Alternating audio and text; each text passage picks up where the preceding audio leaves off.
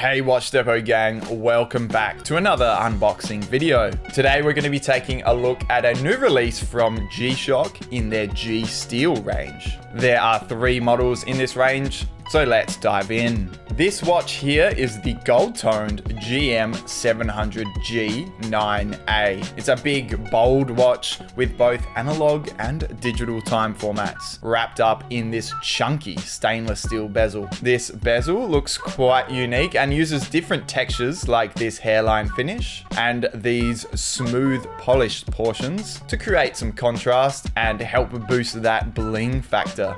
A resin strap holds this beast onto the wrist, and of course this will be suited to people with a larger wrist size. My 17cm wrist is just too small for these models. Dimensions read at 58.4mm lug to lug, 53.4mm wide, and a beefy 18.6mm thick.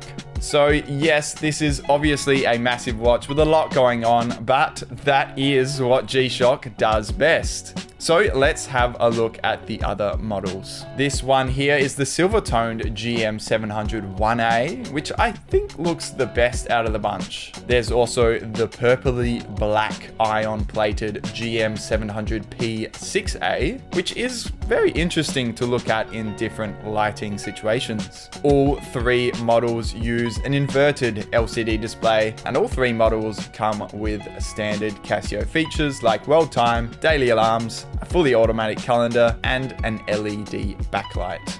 This handily placed button on the front is for that LED, which is honestly the best place to put that button, and it feels quite natural there. Of course, being a G-Steel G-Shock, these are quite heavy and practically indestructible. 200 meters of water resistance and shock resistance will ensure these beasts can go through all the trials and tribulations with ease.